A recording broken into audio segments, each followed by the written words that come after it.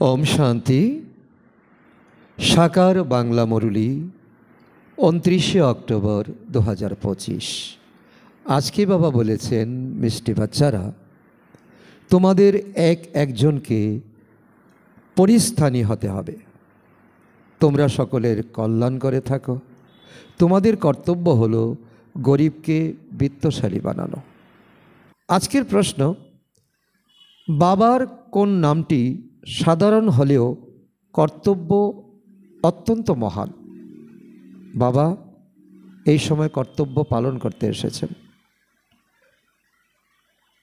তো কোন নামটি অত্যন্ত মহান যে আমাদের ভাবা উচিত, তার উপর আমাদের মনন চিন্তন করা উচিত? উত্তর, বাবাকে বলা হয় বাগানের মালিক, বাগবান, নৌকার মাঝি। এই নাম কত সাধারণ, কিন্তু যারা ডুবে যাচ্ছে তাদের পারে নিয়ে যাওয়া, এটা কত মহান কর্তব্য হলো। যেরকম সাঁতারুরা সাঁতরে এক দুইজনকে হাতে হাত ধরে তীরে নিয়ে যায়, এরকমই বাবার হাত প্রাপ্ত হয়ে যাওয়াতে তোমরা স্বর্গবাসী হয়ে যাও। এখন তোমরাও হলে মাস্টার, পাটনি বা মাঝি। তোমরা প্রত্যেকের নৌকাকে তীরে তোলার রাস্তা বলে দাও।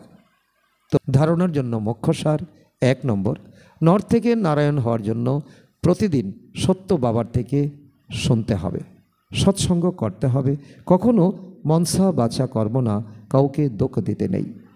নাম্বার 2, বিজয়মালার দানা হতে গেলে বা পাস উইথ অনার হতে গেলে স্মরণের গতিবেগ জোরালো করতে হবে। মাস্টার পতিত পাবন হয়ে সবাইকে পবিত্র করে তোলার সেবা করতে হবে। আজকের বরদান, পরমাত্মার স্মরণের ক্রোড়ে সমাহিত হয়ে থাকা সঙ্গম যোগী শ্রেষ্ঠ ভাগ্যবান আত্মা ভব। সঙ্গম যুগ হল সত্যযোগী স্বর্গের থেকেও শ্রেষ্ঠ, কেননা এখানকার গায়ন হলো অপ্রাপ্ত নেই কোনো বস্তু ব্রাহ্মণদের সংসারে। এক বাবাকে পেয়েছি মানে সব কিছু পেয়ে গেছি। এখন তোমরা বাচ্চারা কখনো অতীন্দ্রিয়ের সুখের দোলনায় দুলছ, কখনো খুশি, কখনো শান্তি, কখনো জ্ঞান, কখনো আনন্দ, আবার কখনো পরমাত্মা ক্রোড়ের দোলায় দুলছ। পরমাত্মার ক্রোড় হলো স্মরণের লাভলীন অবস্থা। এই কোর সেকেন্ডে অনেক জন্মের দুঃখ যন্ত্রণা ভুলিয়ে দেয়। তো এই শ্রেষ্ঠ সংসারকে সদা স্মৃতিতে রেখে ভাগ্যবান আত্মা হও। আজকের স্লোগান, এমন সুপুত্র হও যে বাবা তোমাদের গায়ন করবেন আর তোমরা বাবার গায়ন করবে।